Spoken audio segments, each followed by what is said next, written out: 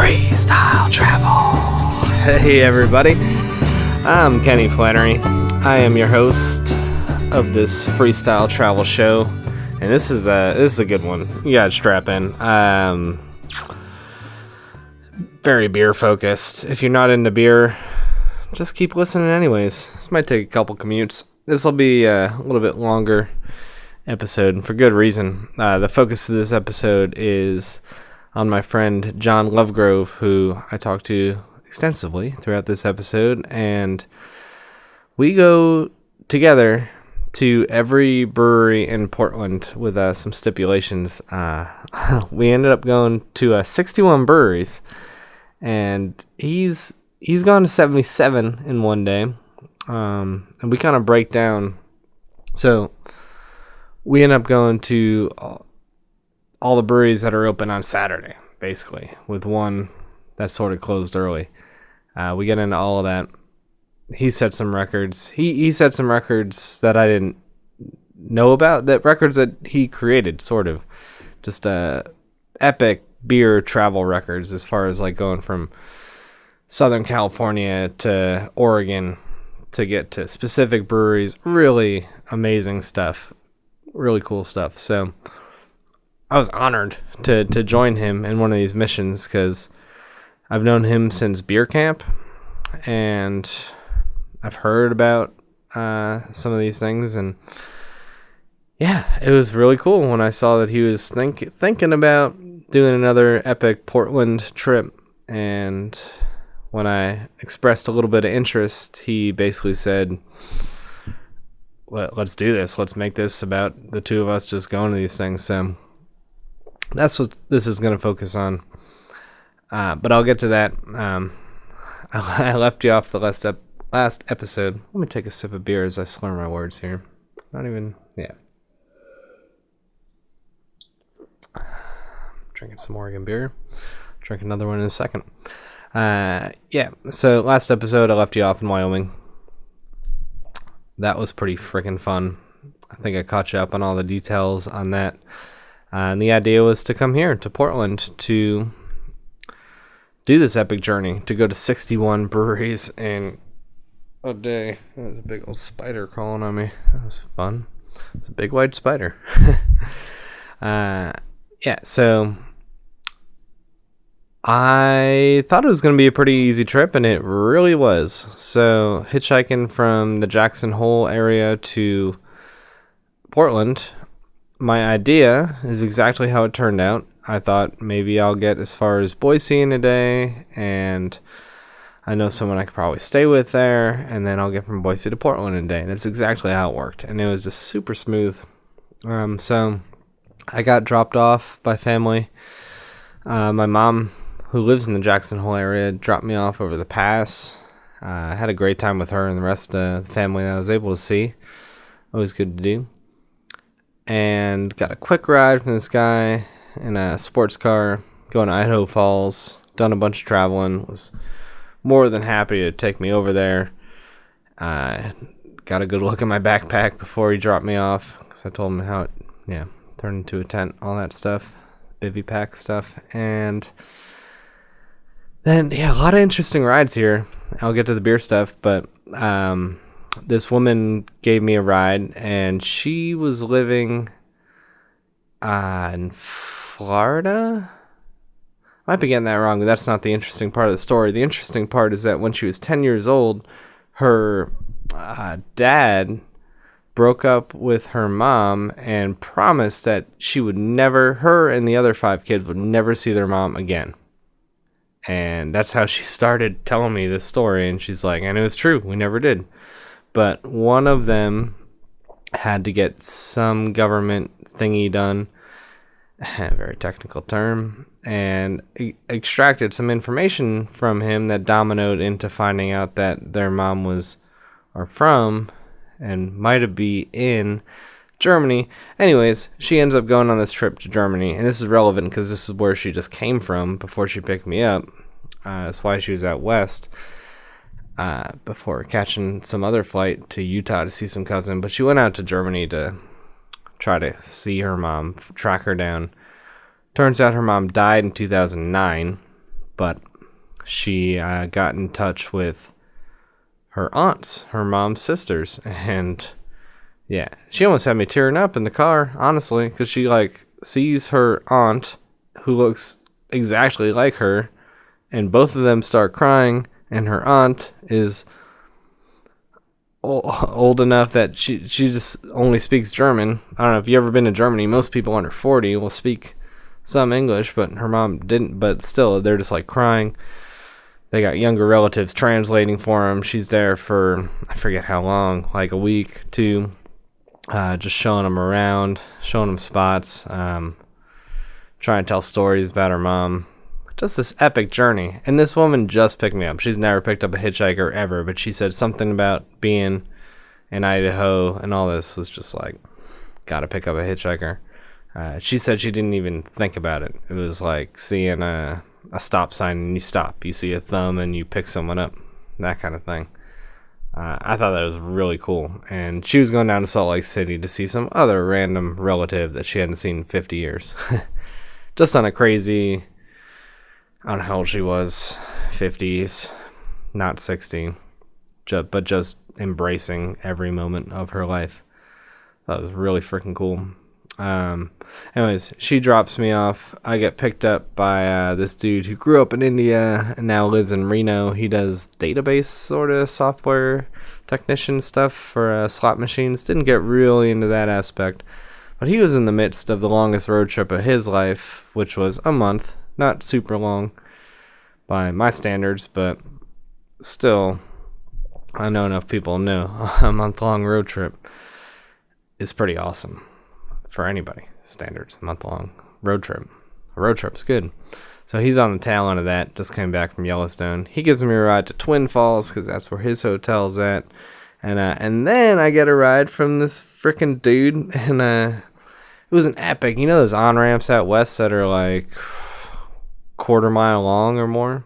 It was one of those ones, and I turn around and I see this guy, and I see someone waving to me. I'm like, oh crap, I'm running, and he's on the on-ramps. I'm like, how did this guy even see me? Turns out he passed me, took an illegal U-turn over the median, and came back. I go to meet this guy, 19 years old, coming out of suburbs of Austin, starting what I sounded like an indefinite lifestyle of roadness. He's in not a van. I'm so bad with cars. As long as I've hitchhiked, like even when I'm riding with someone and we stop at the gas station, like sometimes I'll pop out and I'll be like, what color car vehicle was I in? But anyways, whatever. It was like an SUV or not quite a van. He's got a bed in the back, and he's a week and a half deep into this mission of just living on the road. And you know, he hasn't stayed with anyone, he hasn't really talked to anybody, he'd never heard of couchsurfing.com, he didn't have any friends on the road, but his next real destination was Roseburg, Oregon. So I was stoked because he was going through Boise, and as it turns out he was going to stop in Boise because he's on this app called DoorDash, which more people are familiar with Uber Eats. But basically what he does is, in this app, it doesn't care where he's at. He can just flip it on, and he's just delivering food for people, but for restaurants that don't have delivery themselves. So if someone orders food from such and such taco place in whatever city, he goes and scoops it up and drops it off for them. And he makes anywhere from $5 to $11 a shot from what he told me. Take a sip of beer. And yeah, so he was going to stop in Boise and just turn on that app and make enough deliveries until he can get gas to Roseburg. This dude was super excited. Like, he had just read the book On the Road. I think he was just like deep into the romance culture of travel, and now he was a week and a half deep into it and sort of experiencing some of the magic that could happen. I'm the first hitchhiker he's ever picked up. Yeah, he was just loving life. This dude drops me off in Boise. I'm leading up to this whole beer situation with John, but it's crazy how much like magic can be filled in 2 days just to get somewhere. This is why I travel, so it's part of the show.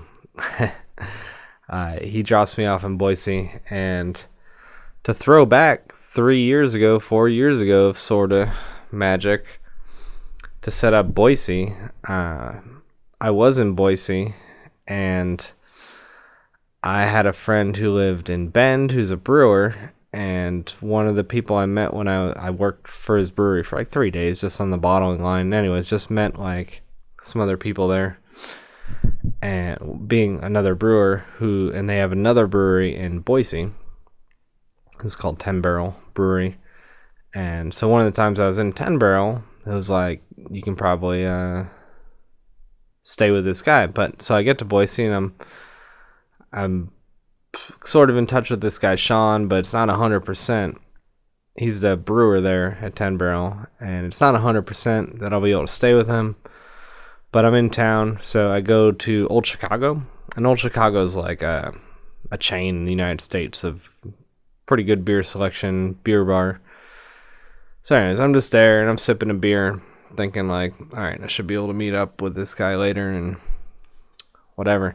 And then this guy who works at Old Chicago comes up to me. I'm talking about 4 years ago, and sees my backpack and is like, oh, you're traveling, blah, blah, blah. I've done some traveling, done some camping, been to rainbow gatherings. I dig up gemstones, and let me buy you a beer, and are you hungry? Let me buy you a burger. I work in the kitchen. Like, freaking awesome.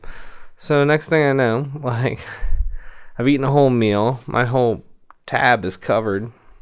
Speaking of which, let me take a sip of beer. Oh, I knew this was going to be an epic episode. Just a lead up to the actual thing. A lot of beer stuff involved in the beginning though, huh? So anyways, this guy is like, still mid-afternoon. He's like, if you don't meet up with your friend, like, here's my number. I've got a couch or something. So cool. That was like an hour or two long interaction. And I did end up meeting up with my brewer friend, Sean. And I hadn't seen that guy since, the Old Chicago guy. Brian was his name. Hadn't seen him since.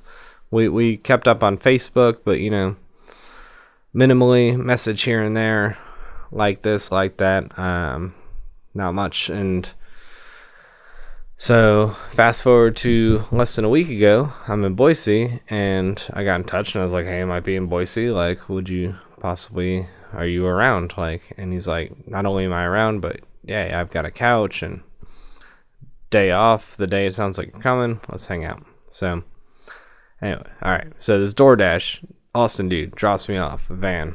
I go straight to 10 Barrel. He drops me off right there, and I message Brian. Brian's like, yep, I'll meet you a little bit later. Cool.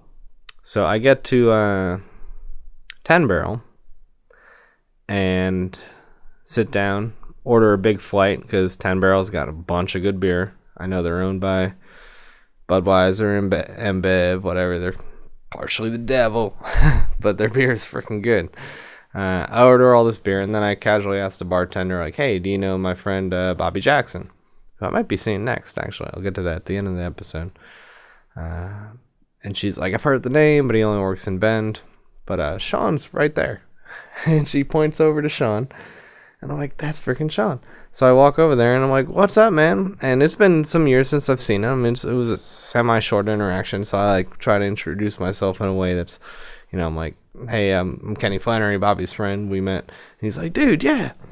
Heck yeah. So like we end up talking for like 15 minutes, and he's got to get out of there, though. And I stayed at the bar, finished my drinks. I ended up making friends with the people next to me, and then I come to this trivia night, blah, blah, blah. But I'm like, I gotta get going. I try to cash in my tab, and they're like, nope, Sean covered you. I'm like, okay, freaking awesome. So my beers were covered there, and I walk over. I meet this guy, Brian, the guy who worked at Old Chicago, and hooked me up and offered me a place to stay that I kind of barely knew in a way. But that's what I love about just like traveling. It's just I met up with him, and it was just like meeting up with an old friend. Like he had a flight in front of him. Next thing I knew, I had a flight in front of me, just drinking good beers, talking, swapping stories, like catching up, catching up the way I catch up with like Mark or Aaron or Ethan, like all these like friends that I got, like it was like that. And we just, tear up the night. We go to all these different places. Like he's graduated to manager in that spot and knows people all over. It took me to all these good spots. We end up in his shed just like smoking, drinking. He's showing me all these rocks that he's dug up, showing me videos of the time that he dug them up. All these crazy gems that I'm looking at these gems that are like the size of a pinky, and he's like, those are $30, but meanwhile he's got ones the size of pillows that are like thousands of dollars. I'm like, that's crazy. You can just go up and dig up some rocks and like they look freaking awesome. People will pay a mint for them. All right, so that happens. Luckily, I got to sleep in. He had to work the next day, but I was unlimitedly like gracious that I could sleep in until like 10, because a lot of beer that night, and got going. So get going, start walking out. I am in the middle of Boise, mind you. That's where I got lucky the next day. 5 rides this day, 5 rides to Portland, but the first of which was pretty huge because I had an hour and a half walk just to get to the highway, but I got picked up real quick just with like a lazy thumb, and this guy gave me a ride to the highway, and he worked at Dutch Brothers, which is a coffee kind of joint. I'm taking a sip of this beer. Pardon me. I'm going to open another beer. This is the Ecliptic, which is one of the beers I went to in the 61. It's their blonde ale, so I'm staying with Stephanie, which I'll get to. And she gave me access to her beer fridge, and this was one of the ones that looked interesting. She's out of town now. If you're listening, Stephanie, I'm drinking your beer. See how it is. I think it's going to be good. Ecliptic was one of my favorites of the day. So this amazing person gives me a ride to the highway via Dutch Bros, where he gives me a coffee, via McDonald's, where he throws some food in my face. Just an awesome human being, as there are many. Got a couple short rides after that. And then this girl, super awesome girl, picks me. I saw her eyes as she was driving by. And I see so many times these girls' eyes. I'm just gonna put this can right here. And I catch these eyes sometimes. They're just like, I don't know. You just make these connections sometimes. Like, not just hitchhiking, but like you catch someone's eyes, like, and you're just like, something's there. And then I don't know. Sometimes you talk, or sometimes you don't. I'm not talking like romantic, or sometimes it is, but like I could feel that's where that was going. But it was just, you see someone, it's like you should say something, and you don't always do that. And in this case, she like, boom, she was left lane. She slams over like multiple people. Slams over. I don't know. She like made a maneuver, and I had to run up and catch up to her. It's like freaking cool and super awesome. She was going 4 hours up the road, most of the way to Portland, over halfway, and just chatting. She was just going to meet a friend, almost a sister, the way she put it, and going to a lake for camping and stuff. And it was really cool because she was excited to have someone to talk to for the long ride. Obviously, I'm excited to get a long notch to the way out of Portland and have someone that's easy to talk to. So that was great. We just cruise, make a couple rest area stops.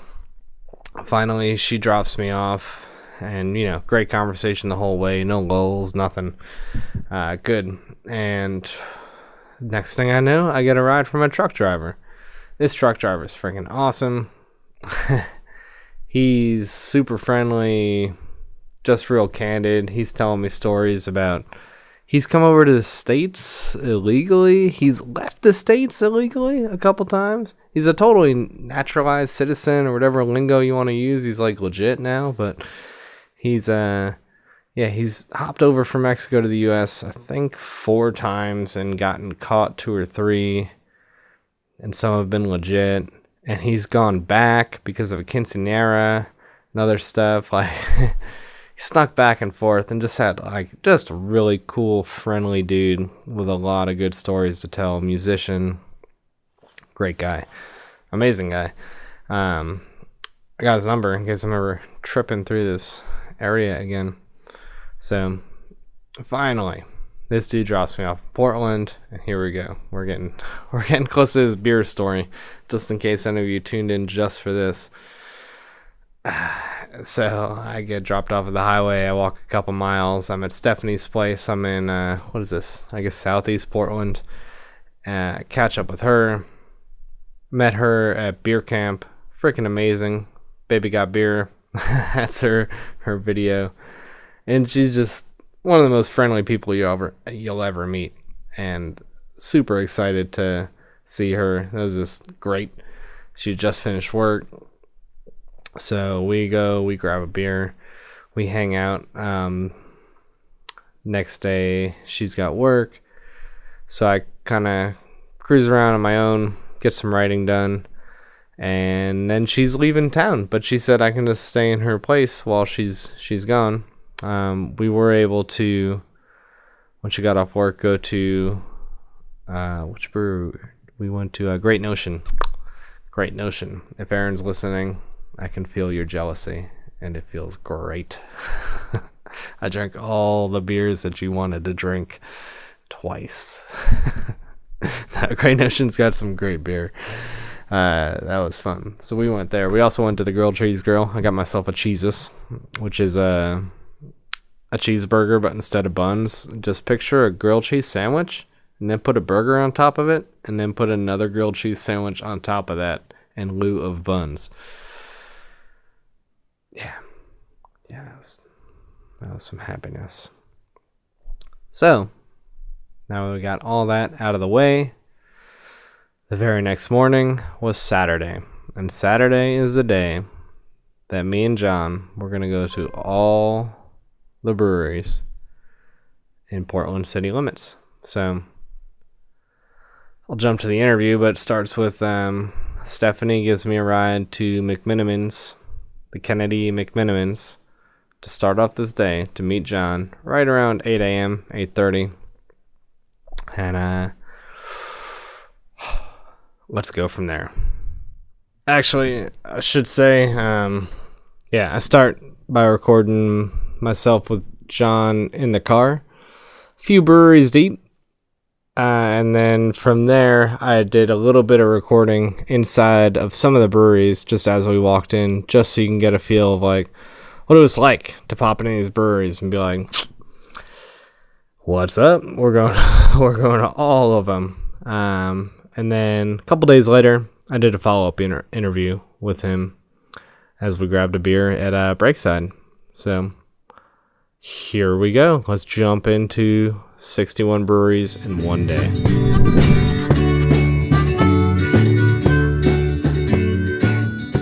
All right, so we're on that was our fifth brewery that we almost went to.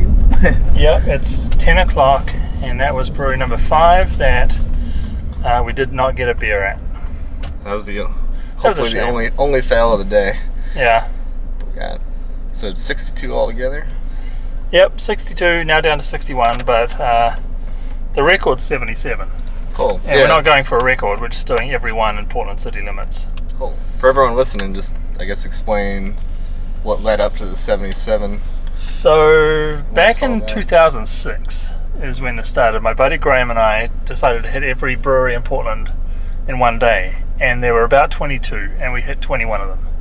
And we drove to like the first 5 and split a half pint, and then we did the rest by public transport. So then 3 years later, I decided to do it again, and at that point there were 36 breweries in Portland, and we did 34 in one day, and we filmed it, made a little short film. Did you go with Stephanie one time? Stephanie was so then 2012 we did 55 in one day and filmed it, and then about a year after that, Stephanie and I and 2 other friends went to everybody went to 20 on foot. I started one earlier and I went to 21 on foot. It was about 8 miles of walking. Wow. And 30,000 steps, something like that. I counted on my phone. Oh, cool. Yeah, the phone tells you how many steps you've done. And was that just what we're doing today, a taster or a 4-ouncer at best? We drank a lot that day. Yeah. Like normally I stick with a little 1-ounce taster, but the 4 of us split a flight at every place. So sometimes that's kind of cool, though. You got 4 to 10, 4 to 5 ounce samples at each one, and we pretty much had 1 sample each. Yeah. So and then we had the occasional pint. Yeah. But it got a little messy at the end of the day. Even with 20 breweries. Yeah. So then the big one was last year. Last time was 2015. We did 77 breweries in one day and filmed it for PDX Brew City. And that's what released today, right? Yeah, that film's out today. Okay. PDXBrewCity.com. Cool. And Bill's in it. Bill's been my driver since 2009. Nice. Yeah, so today we've got Bill, and 3 more drivers. Yeah, DJ runs a Brew Public beer blog. He's driving us for 3 hours. Karen is a local beer fan and beer artist. And then Dylan is a home brewer who actually is part of the Green Dragon brew crew at Rogue. So, right.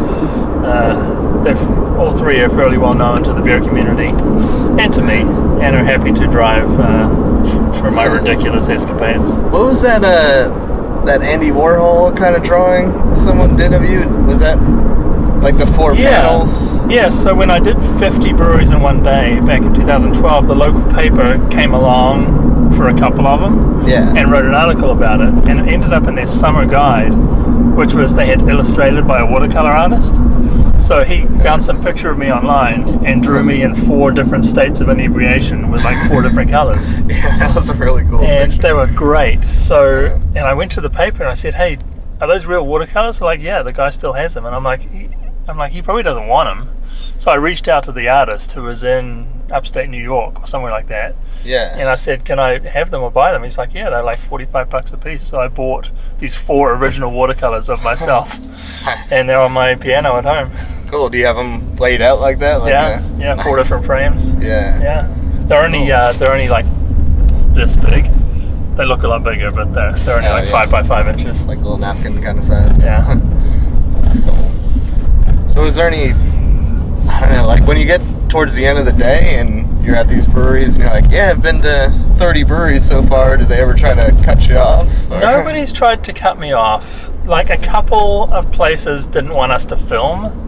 Yeah. One was corporate and one was some dude that was just rude. But we're rude, busting in with a camera crew.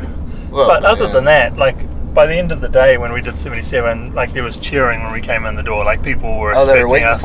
Yeah, because McMenamins was tweeting us and the local paper was tweeting us and Spirit of 77 Breweries, hashtag Spirit of 77 Breweries was the number 2 trending on Twitter for Portland that day. Really? So there were people following us around. You think there's going to be a handful of people at Modern Times meeting up tonight? Definitely will be a lot of people at Modern Times awesome. Tonight.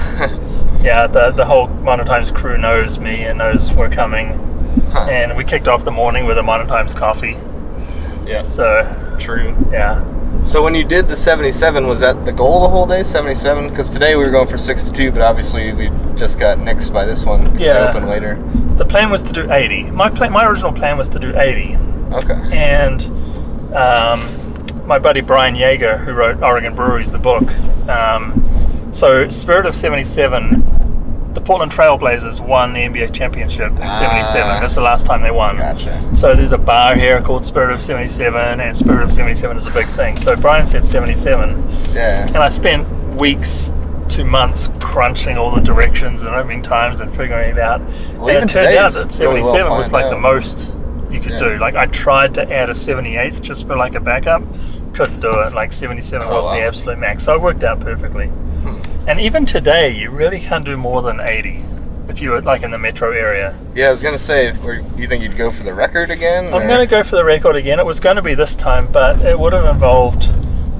There's a dozen breweries that are licensed homes and garages. Right. So I'd have to have them be there for me between 7:25 and 7:30 in the morning. like 12 different times, and then there's another 10 production-only breweries that may not be staffed on weekends. They're not tap rooms, that is production. And they'd also have to So specially I have to, I the said, doors. can you be there from 3:45 to 3:50? So it would Instead be of trying to get 20, 25 different places to... And there are 4 of them say no, then I don't get a record. So Yeah.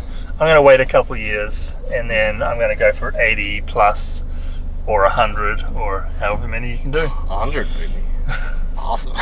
But this time I'm like city limits, 60 to 62. Do you know anyone who's tried to do it in San Diego or Denver or even here? Probably not. I've tried finding if people have done it, and I can't find anything online. Yeah. I'm pretty sure 77 is by far the record, because even I would struggle to break it. Oh, yeah. And I'm a It's not travel like agent you- by trade, so I'm like, I can figure stuff out. You're not accidentally going to that. I was trying to think like how many breweries I've been to in a day, because I've never set out to go to a ton, but I know I've gone to maybe a dozen just because that's what was going on that day. Yeah. But I think that's the most. Maybe in Bend, like, of all places. Yeah, Bend probably has close to 30 now. Huh. 15 in a day is good effort, because it's not an easy town to get around. Yeah, that was all bicycles, and some were close together. Yeah, I think that's it. A bunch of times I've gone to like 6, 7, 8. Yeah, It's a regular day. that's a regular day. Yeah, there's a nice stretch of breweries from Burnside Brewing down to Berlick Brewing, where there's like 10 or 11 on a 1 mile stretch. Oh, okay. And that's a lot of people would do that. Yeah. Down in the Pearl downtown, there's like 10 to 12, all within like a few block radius. Yeah. Up in the north quadrant, there's like 7 or 8, all within a 1.5 mile radius. So there's parts of town that people go to for sure. Real easy just on foot. Yeah. So you said Ruse, obviously you've had their beer, but this is their grand opening. Yeah, today? Ruse Brewing grand opening today, Montevilla Brewing anniversary, Ex Novo Brewing anniversary is all happening today. Yeah. And there's a strawberry beer festival that's happening today. And Great Notion is having a dock sale at their production facility today. So we might try to hit all those things as well. Cool. Because we're currently ahead of schedule. We're scheduled to be at the next one at 10:25, and we're going to be there at 10:15. So we're 10 minutes ahead of schedule. This is Columbia River? that we're Columbia going to? River Brewing we're heading to right now, yeah. Cool.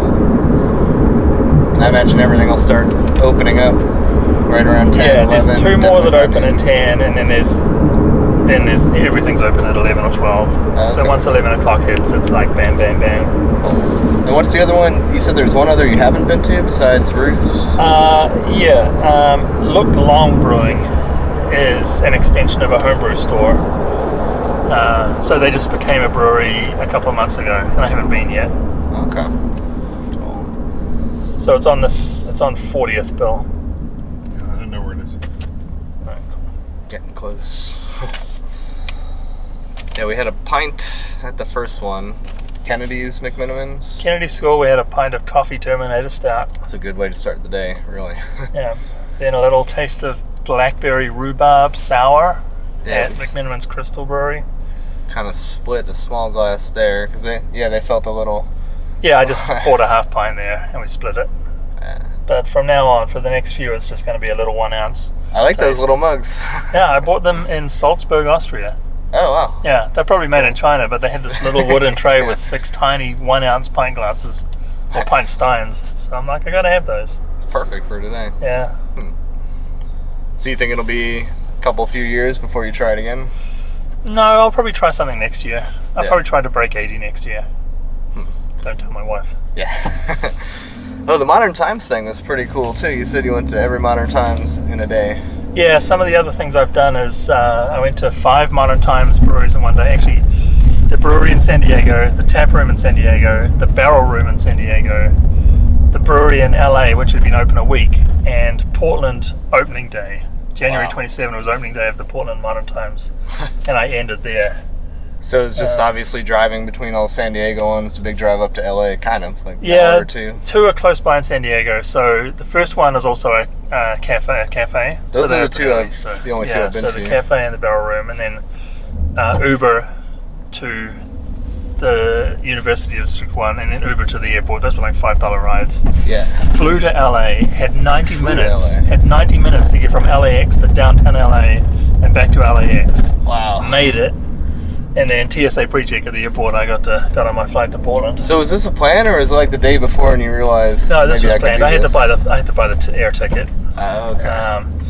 And by modern times was super nice. They gave me a bunch of merch and gave me free beers and stuff. Their beer is awesome. The stouts are just... Yeah, I'm we'll excited. find out tonight. Maybe record something else. But the other big one I did was every Rogue pub in one day, starting in San Francisco and ending in Issaquah, Washington. Whoa, how did that work? I started at midnight in San Francisco, so from midnight to 1, it was technically the day. Yeah. I got like a... Wasn't that your birthday? It was my birthday, yeah. Rogue gives you a free 2 pints on your birthday, so did that. Wow. Flew to Portland, landed about 9. There's a Rogue at Portland Airport behind security, so you have to be on a flight to get to go there. Okay. And then 3 Rogues in Portland, drove down to their hop farm and tap room, and then out to Newport to their brewery and tap room, up to Astoria, and then up to Issaquah. My buddy Don, it was his birthday too, but he did all the driving. He did 13 hours driving. Wow. And yeah, it was awesome. Huh. We're hitting the tap room today, I think, right? Yeah. Yep. All right. Well, we got to pop out to go to this brewery and check back in a bit. Sorry about Thanks. that. No worries. Got it. Too much force. So we're actually hitting every brewery in Portland today. Oh, great. It's like number 12 or 13. Wow, you've got a lot to... From you for like 10 months beer? Sure. What would you like? That is so cute. Where did you guys get these? You got them in Austria? I got them in Austria. Wow. Yeah. That's adorable. They probably made it fun. Yeah. I'll take that blood on wheat. Okay. That was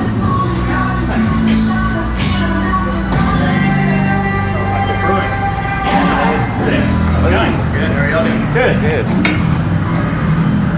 So we're hitting every brewery in town today. Fantastic. And we're trying to have this much beer at each one. That's fantastic. So,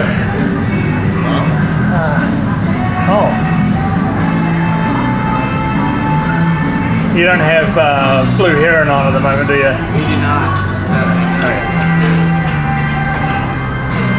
I'll go nitro cream ale. Yeah. Cheers. In that? Yeah. All right. We don't want to over drink ourselves. Please. Let's get another one here. There we go. Thank you for you. Yeah. So we're hitting every brewery in town today. No, you're not. Here we are. You wouldn't last.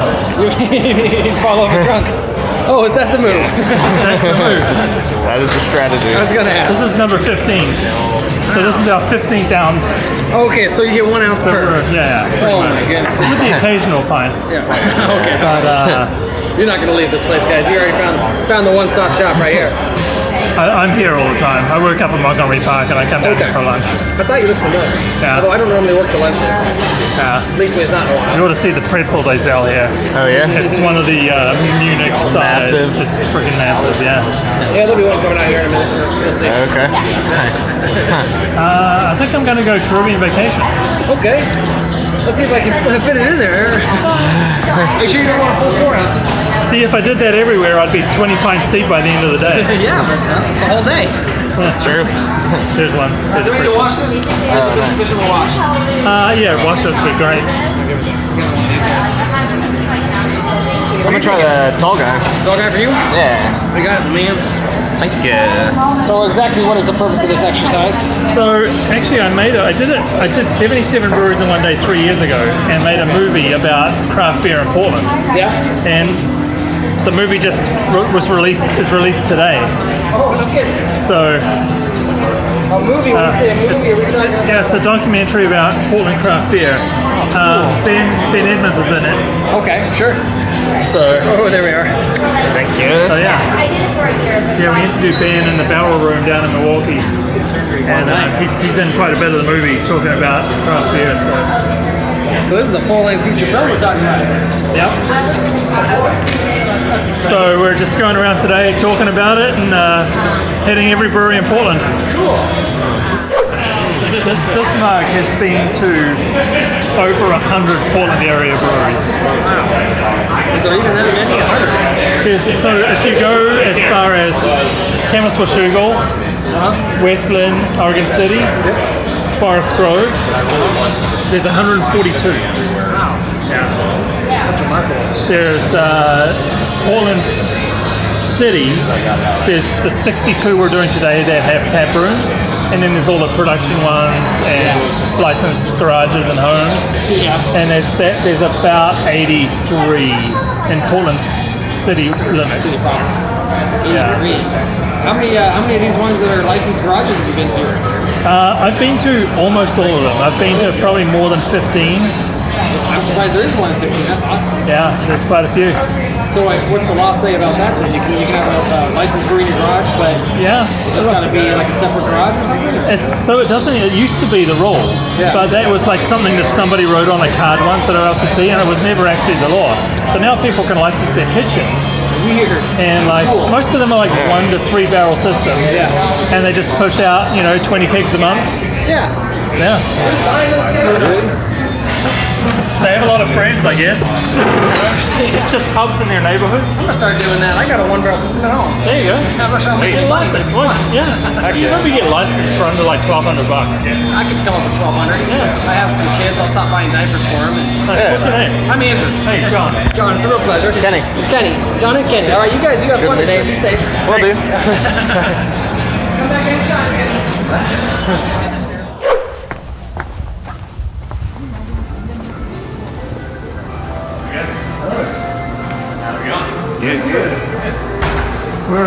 We're hitting every brewery in Portland today, and we're hoping to have this much beer at every one. Good luck.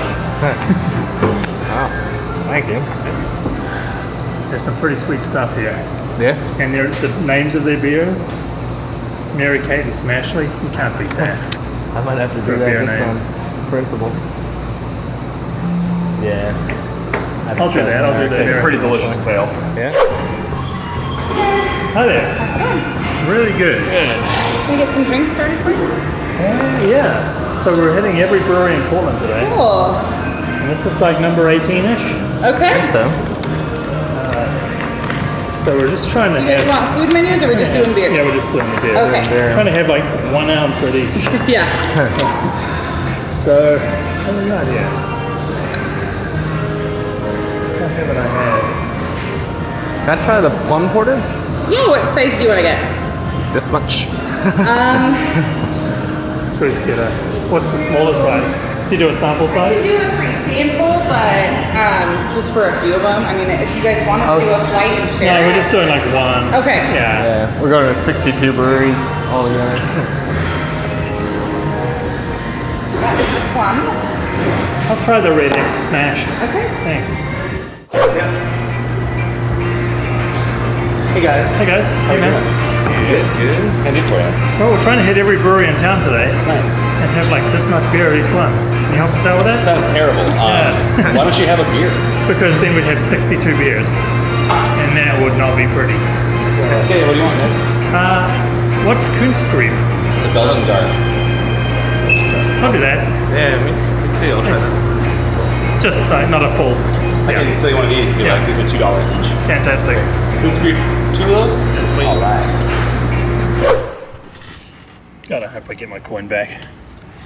Yeah, she's still. She's not gonna look for it, I don't think. No. That was brutal. Well, we can start with that because that was kind of funny. Well, kind of shitty. See what you said. It probably is going to cost you $100, especially. I mean, I've emailed Modern Times to see if I can get a replacement, but if I can't, like if they only made a certain number for the people in the bottle club, then people know I don't have my coin, and every time I go to Modern Times, which is a couple times a week. Do people throw down while you're at Modern Times? Maybe every other time, but now that they know I don't have a coin, I'm sure it'll cost me a beer a week Yeah. for the rest of the year, which could be $200 to $400. Jeez. Oh, we are recording now. We should say what happened. It was at Widmer when you lost it, right? Or when you realized you I lost was it? getting out of the car at Widmer, the coin dropped down the side of the chair, the seat in the car, Yeah. down this little, like, probably 1/8 inch gap. And I never saw it. You saw it, or Karen saw it. She said she felt She it. saw it, felt it. For the people just listening, like, what is the coin? So a challenge coin, it's originally a military thing, but the Modern Times League of Partygoers and Elegant People has a coin, and if you see somebody in the league at Modern Times Brewery or at any other bar, Yeah. you lay down your coin as a challenge. Someone did. What bar? were we Yeah, at? at Look Long Brewing, this guy Theo planned. I don't know if you heard this, but he and DJ got together and said he's not going to have his coin all day, so you should come find him, challenge him with the coin, and he'll have to have you a Okay. beer. What he doesn't know is that coin has been on my body since January 1st Yeah. and has Up been to until 11 now, states and 3 countries at this point. So, just in case. so this coin, so he lays down his coin, I have my coin, that means he has to buy my beer. If Yeah. I don't have my coin and I'm in the bottle club, then Other way around. Other He way has around. to. Yeah. He has to buy your beer then. so he bought my beer, but this coin went down the side of the, like not even down the side of the seat. This was a weird car design with that weird draw under the seat. Oh, she didn't even know because I went searching for it, and there was a whole, not a shelf, but like drawer Yeah. that she had never. It was covered in dust, totally Yeah. empty, obviously. She'd owned the car for years. Didn't She even never knew notice that the storage existed. unit was under the seat. But it wasn't in there. It was like down this gap, and she said she saw it and reached for it, and then it was gone. It's like, It might be a screwdriver situation. I don't even know. I don't even know. It doesn't look wide enough, but it's probably in like where the gears are or Yeah. somewhere. So it's gone. I'm assuming it's gone. That recap that you wrote, I guess other people can read. Are you posting that somewhere? You emailed it to me. Yeah, I'll today. post it on Facebook, and you can share it. Okay, I'll Or share write it your with own the recap or whatever. But yeah, podcast. But yeah, I read it. It's pretty good. It breaks down basically every bar we went to, at least giving a synopsis of it. yeah, it's got most of the good stories, Yeah. and it's pretty long, and a lot of it's just a list of breweries. Yeah. And I probably missed a couple or got a couple out of order, but Maybe. yeah. But I went through later today, and because we missed a couple that we went back to, and well, the only two we missed were two in a row, Ubrew and Columbia River, and then we circled back to them. so I go back to them. So I put them in order, and then we reversed a couple. Like we went to Lucky Lab before Scout, Little Scout. and then I think when I lost my backpack, which is another story, Yeah. we're pulling up to Pines Brewing, and I'm like, I don't have my backpack, Yeah. and I don't remember which brewery I took it. Luckily it was early, so there's only 3 or 4 it could have been. It was like 4 it could have been, and I called 3 of them, and you called 1 of them. I called the Shoots, and then it was the last one. Yeah, I Backpedal. had to leave a voicemail, but fortunately I knew the owner, and she called me back like 5 minutes later and said, hey, we got your backpack. Yeah. So that cost us, we were 40 minutes ahead of We were schedule. way ahead. And And I was surprised it put us right back to even yeah, once we got it back. right back to even, which was fine. Yeah. And then Widmer took an extra 5 to 10 minutes looking for the coin. Yeah. Still wasn't found. Yeah. So every obstacle, the 2 missed breweries, the coin, the backpack, totally surmountable. Yeah. Caught up. But that one, we got there at like 10:20. Oh, Scout? Yeah, that's the only real foul, and I put that on them because weren't they supposed to be open until midnight? Yeah, they say midnight on their Facebook, and I went to every brewery's website and Facebook. I didn't Yeah. make any phone calls because we're not going to make 62 phone calls. Right. But I went back and looked at Columbia River Brewing's website. It says 10 a.m. It says 10 a.m. on Facebook, website, Google Maps. Yeah. On the door of the brewery, 11 a.m. What's the deal with Scout? Everything says midnight, and they just... The only few times I've been in there, I've been the only person in there. And okay. they have a lot of their beer contract made at another brewery, Portland New Brew that we went to makes a lot of their beer. Oh, And I know they've had beer on site at the one we went to that is brewed on there, but I'm not sure of how much they actually brew. So in a way, we kind of did hit it. If Ubrew brews their beer. Sure. Some But weird I'm technicality. counting 61. I want to Yeah. shout out Breakside. I'm drinking Breakside IPA, Yeah, that's where we are which is now. a multiple GABF medal winner. Nice. And it's delicious. It's been a long time since normally when I come in, you've got barrel-aged salted caramel stout. Yep, that's the first one I'm drinking. Sour Yep. strawberry, That's the one I'm about to try. a couple of other funky ones. That's normally what I'd have. Okay. But today I'm like, you know what? It was 99 degrees today. I'm having a Go for a having a classic. classic IPA. Classic, my style. Doesn't matter what temperature it is. I go for Yeah. the heftier stouts, and Yeah. it's a strawberry sour and better taste. So anyway, great success. Yeah, I'd say so. It was cool when we got to Modern Times and they're shooting off, not fireworks, but like glitter bombs. Yeah, they had glitter bombs. There was a ribbon that I ran through like a finishing line on a marathon. Yep. And Everyone was clapping. They gave me a ribbon with a pin and a "You did it" thing. Yeah.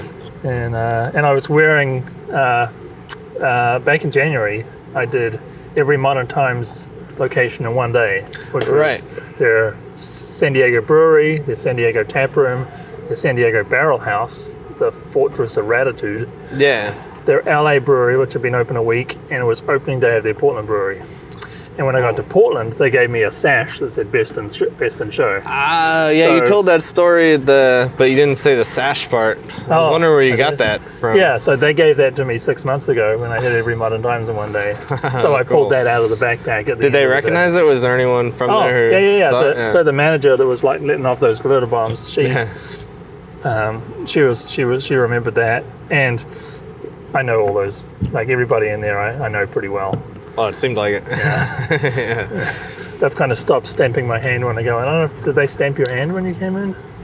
All I remember when we went in is that you running through the ribbon. Oh, I don't think my hand got stamped there. Yeah, normally they do, but I think my hand only got stamped at Ex Novo, which I went to today. oh Sydney yeah, Brewery I so that went was to fun. today. They had Yeah. their anniversary party when we were there. Yeah, I didn't know what that was at And- the time, but yeah, it was pretty so we went jumping. in. There was a huge line. Yeah, And we were like, oh my god, this could have could cost been- us 10 minutes. or more. But Yeah. there was a chocolate company with a table, and they'd made a beer collaboration with the chocolate. So they had a free sample of chocolate and beer. Just right by the hanging door out with no line. with no line. So we're like, hey, Yeah, this counts. It's good drink beer, chocolate and beer. the chocolate was good That was too. really good chocolate. Tried a few of them. Yeah.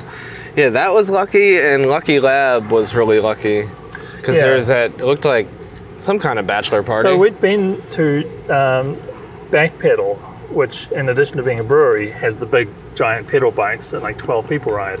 Yeah. So there was that's called Brew Cycle. There was a Brew Cycle tour and bachelorette party at Lucky Lab. So the guy that we'd Yeah. actually seen at like 10 in the morning, he was actually running that tour there. So that's what it was. Oh, okay. Yeah. So it was a bachelorette party on a 12-seater bike, Yeah. which is the way to do it. Yeah, it's pretty fun. But my friend Nicole was there, and she knew the bartender, and she's like, Yeah. hook us up, and he did. That saved us 10 minutes too. Yeah. So at the end, what do you have it marked down for Modern Times? 10:30? We I got had- there at 10:27. The plan was 10:37. We got there at 10:27. Okay. So That's pretty awesome that you just lined out 62 breweries down to the minutes and we arrived after 14, if Scout had 15 been hours. open, It would have been perfect. It would have been within a minute or two. Spot on, yeah. Clearly you've done this a few times. I've done it before. Yeah. So I know we talked about it the other day, but you were thinking next year or the year after, try to go for it big time again, make all the little side phone calls, get places open, the little home brewery spots. Yeah, about a month ago, I was going to do 81 breweries in one day. I was kind of trying to do as many as I could. Yeah. And I crunched the numbers, and I think I could do 81, which is the whole Portland metro area. Well, there's 142 in the metro area, but there's some that are like 45 minutes out of town. Okay. So I think I could do 81 in one day, but 12 of those are licensed homes. So Yeah. people have like a little one barrel system in their house. They're fully licensed by Oregon Liquor Commission, and they self-distribute. So they'll make like 2 kegs and then they'll sell them, and it's Right. like a side thing. But they're licensed breweries. But I'd have to like contact all of them. Yeah. Be like, I need you to be available from 7:25 to 7:30 in the morning. Yeah. I need you to be available from 9:21 to 9:24. But you think this coming year, the year after, you'll try to go for it? I think I need a few more to open. Yeah. The We did 77 3 years ago in one day, and it's next to impossible to recreate that. We just got super lucky with traffic. Spirit of and it was 77, man. There was just like a couple that had just opened that helped. And I don't think I could do it again. That'd be tough.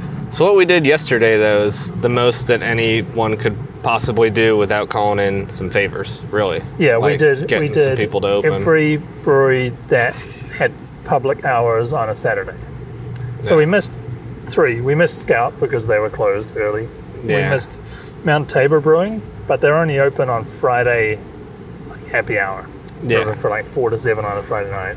Yeah. And then Moon Shrimp is a gluten-free brewery on the west side, and they only open a beer window from like, it's on Tuesday afternoon. It's like 4 to 7 on a Tuesday afternoon is their Oh, only okay. public hours. So, I mean, if I wanted to set a record, I'd call the guy. I'd see yeah, if he but could that's be there what I'm on a saying. Like, Saturday. without making any phone calls, Yeah. Saturday was the best. Yeah. So we've had there are 64 breweries with public hours within Portland city limits, and we hit the 61 that were open. Have you ever thought about, we talked in the earlier, a couple days ago in the car about the other big ones, the other big cities, like there's Denver and San Diego. It really seems like the one you would Yeah, San go Diego. for. San Diego has a couple hundred breweries. Have you ever looked at it strategically I as have. far as I've got it all like, mapped out. as far as like one day Yeah. is concerned? Yeah, you could do San Diego. You could, the ones that are publicly open in San Diego, Yeah. you could do in 48 hours. And 48 hours. And you'd probably do it on like from like a Friday night from 7 p.m. to like a Sunday night 7 p.m. That Okay. really give you like the bulk of 3 days to do it. Wow. So that's San Diego County. San Diego city limits, the last time I counted was 81. Oh, so And it's right around. It's probably like 86 by now because they Yeah. open one every week. But you could do that in a day. You could do every brewery in San Diego city limits in one day. Yeah. Yeah, now you got my head spinning. Like, what more of these could I do? The other big ones are Denver and Seattle. They're both around 70 breweries within city limits. I've been arguing that it's impossible to go to every brewery in the United States, just by nature that by the time you got to the last one, 30 more would have opened. So I've got it mapped out. Yeah. My I think I have it in 321 days. But by which is 321 basically- days, wouldn't have That's 300 opened? Yeah. So yeah, they would have. So what you got to do is like take the count on January 1st, and that's your list to go by. Which And- would and if something- probably shrink by like 1 or 10. So, but for every one that closes, you have to add one in that's opened. Okay. So that's what I would do. I just need That's fair. a couple $100,000. How many are You could probably there? do it cheaper. I'm figuring into accommodation and transportation. Well, yeah, just getting people to drive. How many are there right now? Is it like 4,000? No, it's like 5,000? I haven't looked in a couple of months, but I would guess 60, 68, 50. 68? Yeah, including home licensed and production only. Oh, yeah. Yeah, there's a lot. And even like, I want to do Kentucky. There's a thing called a Kentucky Colonel, which is an invitation-only rank given to you by the governor of Kentucky. And it's like for like services to community or Okay. or to do something to put Kentucky on the map, like to do something honorable. And I think hitting every brewery in Kentucky in one day would be pretty damn fun. That's pretty honorable. So that may happen later in the year. Have you been to Louisville? I have not. One of the top 3 ranked beer bars in the world, at least I'm going off of 4-year-old information, is called Sergio's. Okay. And it's in Louisville. It's pretty cool. They got a lot of beers, and they just have regular residential fridges all throughout with little post-it notes and signs like awesome Belgian beers. And then you open up the fridge. And they've got the regular glass, like deli fridges too. Yeah. But throughout the whole bar. It's like a long railroad style kind of bar. You should try to see how many you should set aside like a month Yeah. and see how many you can do in a month just by hitching and couch surfing Yeah? and just asking for samples, so you don't actually pay for much beer either. True. I wonder how many I've done just in general. But if I were to set out to do it, Set out to do it. especially just, I think a month would be good. A month is a good Good time. I could start out here because it'd be way easier. Okay, somewhere tomorrow morning. Yeah, starting tomorrow morning. Well, I'm thinking of hitchhiking a Bend tomorrow. Oh, there you so go. I could easily go Right to there. So then, 30 in a couple days. and then you're thinking of heading to California, right? Because California's got 800. 800 just in Cali? You should just do all of California. Yeah. How many? 800 in California. Wow. It'll probably take a couple months to do every one. Unless you had, hitchhiking, it would take longer. Well, Yeah. I think I could do it. I think I could make a plan to put a huge dent in it in a month. I think Yeah. I could do 600 in a month, Yeah. which is an average of 20 a day. With driving and Ubers and I've probably got enough friends in California that I could convince to try to figure out. yeah. It'd be nice just to hit that 5,000 mark Yeah. in general. Just 5,000 breweries hit in Maybe the United States. 5,200, 100 a week. 100 a week? That's 100 not a too week for a bad. year. Maybe give yourself a couple weeks off to see your family for Thanksgiving. Yeah, but then you do something like 60 in a day. True. Yeah, you could do 60 in a day in Seattle, Portland, Denver, Bay Area, maybe San Diego. Yeah. Yeah, now you got my head spinning, especially after the stories about Rogue and Modern Times. Yeah. Like, that's pretty cool. I'll see what I can finagle. Cool. Well, thanks for doing the podcast too. Yeah, man. It's kind of cool. I've been listening since day one. Yeah, and huge thanks for this. Just like putting it all together, sponsoring the whole thing, basically. That's what I do. I'm a travel agent by day, but I'm an extreme travel agent for myself on weekends. Really make it happen. Yeah, I was surprised on yesterday because I never at any real point felt super drunk. Yeah. And I was pretty burned all yesterday. I never felt hungover. I was just I never felt drunk. Could never get going. got tired.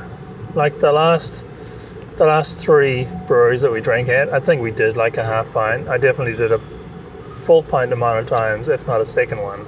oh yeah, Modern Times. And yeah. you stayed there after we. Just for a little bit. Yeah. Yeah, I was just tired. I was just ready to go home.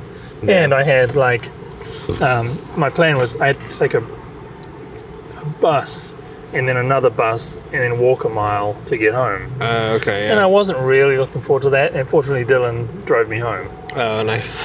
But I was tired. Yeah. I only got 4.5 hours sleep the night before. Yeah. Yeah, I just walked home. It was like an hour and a half, something like that. But Oh, wow. once I got home, I wasn't like itching to grab one last beer before I went to sleep or anything. Yeah. It's like. Did you just pretty have good. the IPA Modern Times, or did you get to try some of their super dark? Oh no, I went for not a full pint or anything, but I got a taste of the Monsters Park. Oh, nice. And there's another one. Transitive tried. Mass or something like that? No, I think that's a I don't remember that's that. a sour. Wow. There's a couple new 14% stouts on tap there. Yeah, there's some big ones. I remember the one in San Diego. I forget the 2 that I went to, but one of them had like a little bit more as far as those crazy barrel aged stouts go. They have a new one coming out this month. Modem Tones. Modem Tones is a beer that's named after an autocorrect. When they first started Modern Times, Okay. they were like Modern Times, and they corrected to Modem Tones. So they have a beer now called Modem Tones, which is a 14+% Nice. barrel aged, and this one has raspberries and cacao aged in barrels. It's pretty damn delicious. Nice. They have that just in bottles then, or? It'll be on draft at all their breweries, starting in about a week, like Okay. end of July, maybe this weekend, Okay. and then in bottles after that, if there's any left. The league that I'm in usually buys up all the bottles before the public gets them. Yeah. Genius. Yeah, I got this thing with Southern California. I want to go there for like Modern Times, and I got a few friends left hanging around there, but I hate hitching out of there. So I kind of avoid going. It might be easier to like go to the coast and go up to PCH, or is that not good hiking? It's just getting out of the thick of it. So once you're in the thick of it, it doesn't matter if you're on the coast or anything. There's probably some kind of forum for people looking for somebody to help them use the carpool lane. It'd be so like the amount of effort I'd put in would be like nothing, because someone would be going like 10 miles up and I'd have to meet them at like 8:03 and then I'd still just be hitching. I don't know. Sometimes I get lucky. Like probably half the time I do get lucky, but even if it's like the 33% of the time where I just don't, it kind of sucks. Yeah. I think I've only hitched once in my life. Yeah. Yeah. Whereabouts in New Zealand? It Or? would have been in New Zealand, and probably because I'd run out of gas, or maybe here if I'd run out of gas. But I would do it. I tried to couch surf after you did the couch surfing episode. Yeah. I had a trip to. Didn't you add me on Seattle. couch surfing? Or I might have done, yeah. oh, you did? Yeah, I needed to go to Seattle and then Vancouver, BC, and I reached out. A couple didn't even reply, and one was like, I'm out of, I'm not available. Oh. So I just kind of. When I travel alone, I'll do that kind of thing. When I'm traveling with the wife, it's a little more luxurious. I should find you on there and write you a reference if I can, because one reference is infinitely better than Yeah, zero. this was I'd signed up and then tried to reach out. So I was like Yeah. a newbie. Even if you have one reference, it's huge. It's cool because I've got friends that are I met on couch surfing that are still lifelong friends, best friends even at this point. So Yeah, I don't know if I'm traveling alone for a while. I just did a trip to San Francisco where I did a couple of Airbnbs. One was a boat nice. in San Rafael Harbor. I wanted to go to. Did you have to take a dinghy out to the boat? No, it was it was a couple that bought this boat that wasn't ocean ready, and they're spending like 6 months getting it ocean ready, and then they're just going to like hit the ocean. So they're renting out like one end of their boat on Airbnb. Oh, cool. And I knew I wanted to go to this club called, I'll think of it, it's owned by Phil Lesh, Terrapin Crossroads. So Phil Lesh from the Grateful Dead has set up this club. And it's right by the marina. So this boat was like 2 minutes walk. Wow. And in the Bay Area, you're looking at like, you can't get a private room for cheap. Oh. I remember I stayed there with Michelle, and we got a hostel, which was more like a hotel room, and it was still $55. Oh, 40, yeah, it was something like that. closing in on 60, something Oh, like yeah. that. It wasn't actually a hostel. I mean, the only hostel-y thing about it is that there was no bathroom in our room. Yeah. So for the whole hallway of rooms, there was like one bathroom. Yeah. So then I did that boat, which was super cheap and fantastic. And then the next night, I ended up in a house it was the basement apartment in one of the founders of Airbnb's houses. So one of the founders of Airbnb, it was his basement. Oh, I wow. stayed in. Nice. So that was a little more luxurious than a boat. Yeah. But, The boat must have been just like cool, though. yeah, it was like a 46-footer. Yeah. There was like plenty of room for one person, and Were the owners on there? Or you just- they had the other end of the boat. Okay, so you. So even like my Hanging end out of the with them. boat had its own composting toilet, Oh, wow. but then the marina had shower and toilet facilities as well. So Cool. everything was pretty cool. Did you hang out with them at all, or is Yeah, it kind of? I had a beer. They were both Yeah. musicians, so they had a guitar and a keyboard, and I played drums, and they had a little snare drum, so we had a little jam. That's awesome. Yeah, it was cool. Yeah. That's the cool thing about couch surfing is it's almost more about hanging out with the person Yeah. than it is the place. Yeah, when I do, like, my wife and I depends on the city, but we do a lot of Airbnbs. We do a lot of usually cheap hotels Yeah. and then a lot of Airbnbs. But when I travel alone, I go as like the cheapest thing that I could possibly find. Yeah. I haven't couch surfed yet, but in Vancouver, when I tried to couch surf, I ended up getting this attic that you had to like climb a ladder up through this trapdoor and be in this attic. But I was up there for a concert, and it was $30, and it was 2 blocks from the concert. Heck so yeah. I'm like, you can't beat that. Sometimes I've seen like $12. I think there is a minimum, but I feel like I've seen like $12 hammocks in people's backyards, stuff Yeah. like that on Airbnb. I still have a $30 credit for some reason. It might even be like an initial I joined Yeah. bonus. You should, have you ever said on your podcast your Airbnb link? I do have a link, and So I if haven't you're on said Airbnb, it. click I'll like add it at the end of credits this. or something. And then, Yeah. so you give somebody $40 off their first booking. So if they're new to Airbnb, That's a free stay. yeah. Yeah. Well, the stay has to be could be. 75 or more. Oh, okay. But if they find a $75 place, Yeah. they get it for 35, and then you get 20 on the back end. Okay. So you get like 5 people to give you $20 each. Sweet. That's a lot of hammocks. That's a lot of hammocks. That's true. It's huge. All right. Yeah. Well, I'll add that at the end of this one. Throw this in the mix too. Are you gonna grab another beer? Yeah. All right. Well, thanks again, John, for doing that, for doing all that, for recording, for setting everything up, grabbing a ton of beers. That was freaking epic. Freaking epic. Yeah, after we recorded that, we went and grabbed another beer, and conversation sort of led to a bunch of these challenges, because you heard all these challenges. That's what made this episode even more interesting. It's just like, not only that we did what we did, but him talking about what he did in the past and everything that led up to it, from 20 to 30 to 50 to 77 and dipping back down to 61.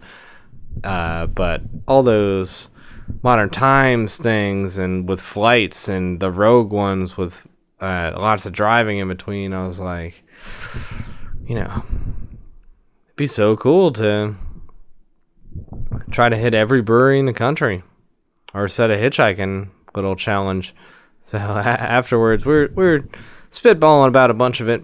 Who knows what'll actually happen, but it's kind of serious to be, because he was saying like this is the last sort of chance, where, because he's crunched the numbers. It's not like I was like hitting every brewery in a year, and like it wasn't just talk.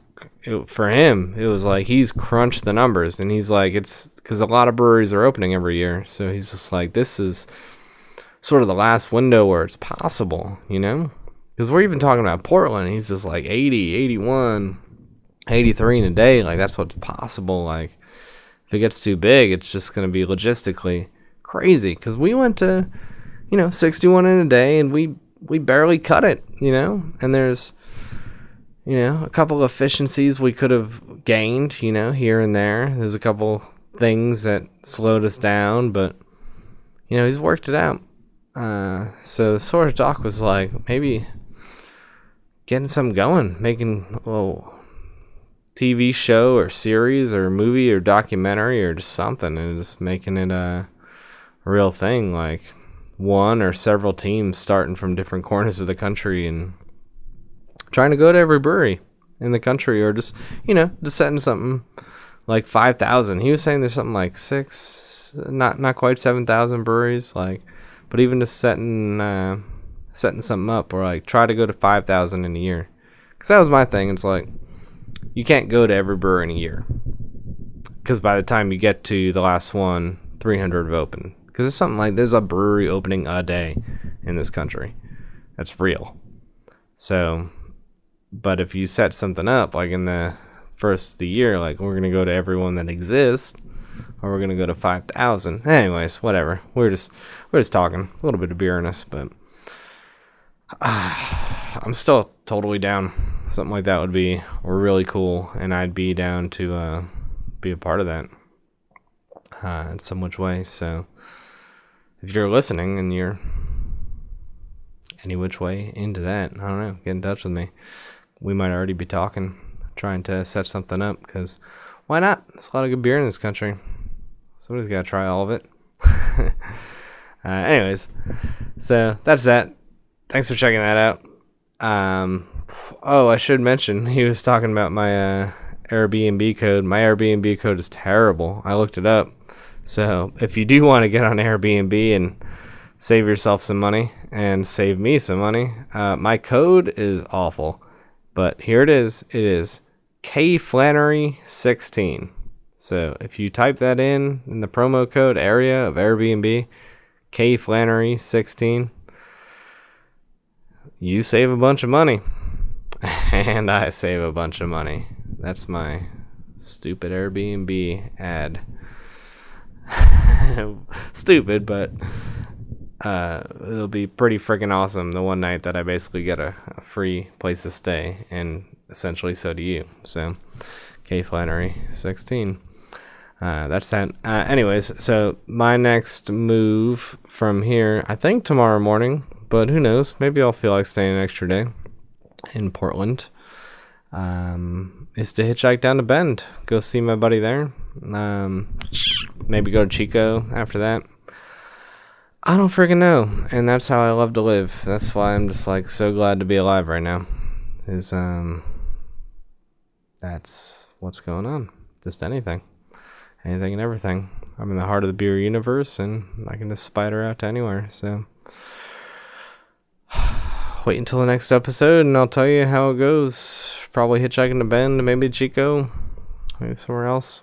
And happy days. I think you've had enough. Keep on traveling. I cannot wait.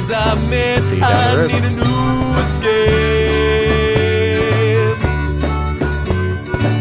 With all my shit straight, I'll get my big break.